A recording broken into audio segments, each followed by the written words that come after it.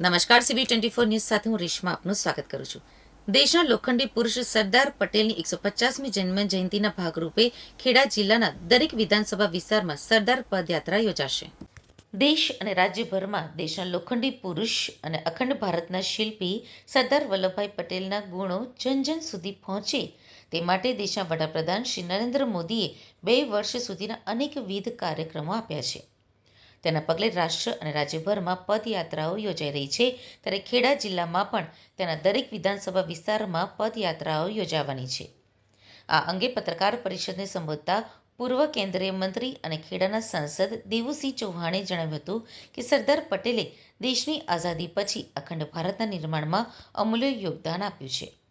સરદાર સાહેબના 150મી જન્મ જયંતિના પ્રસંગે દેશના યશસ્વી વડાપ્રધાન, વિશ્વના સૌથી લોકપ્રિય નેતા આદરણીય નરેન્દ્રભાઈ મોદી સાહેબના માર્ગદર્શનથી સરદાર સાહેબના 150મી જન્મ જયંતિના વર્ષને સતત 2 વર્ષ સુધી એકતા વર્ષ તરીકે જાહેર કરીને તેઓની જીવન સફર, તેઓના સફરમાંથી અનેક નવી પેઢીને પ્રેરણા મળે તે હેતુથી તેઓના વ્યક્તિત્વની જન જન સુધી ગુણ દર્શન પહોંચે એ હેતુથી એક યાત્રાનું આયોજન સમગ્ર ભારતમાં થઈ રહ્યું છે.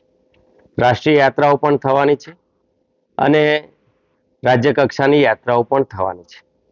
આપણે ત્યાં એ યાત્રાના ભાગ સ્વરૂપે ખેડા જિલ્લાના 6 વિધાનસભા વિસ્તારમાં આ યાત્રા પણ થવાની છે.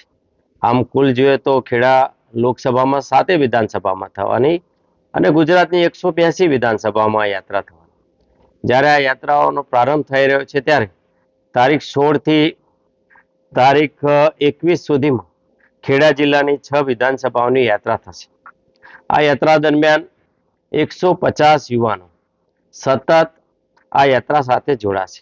આ યાત્રાનો કુલ માર્ગ 10 થી 15 કિલોમીટરનો હશે અને દર 1-2 કિલોમીટરે આ યાત્રાના સ્વાગત સમારંભ પણ થશે. સમાજના વિવિધ અગ્રણીઓ, સમાજના વિવિધ સંસ્થાઓ, સમાજની સેવાભાવી સંસ્થાઓ આ યાત્રાઓનું સ્વાગત કરશે અને આ યાત્રા જ્યાં સમાપન થાય ત્યાં સરદાર સભા કરીને સભાનું પણ આયોજન થશે. એ સભાઓમાં સ્થાનિક આગેવાનો, અતિથિઓ સરદાર સાહેબના ગુણ દર્શનની વાતો કરશે. આપણે જાણીએ છીએ કે દેશને એક કરવામાં, દેશને અખંડ રાખવામાં આદરણીય સરદાર સાહેબનો અમૂલ્ય ફાળો રહ્યો છે.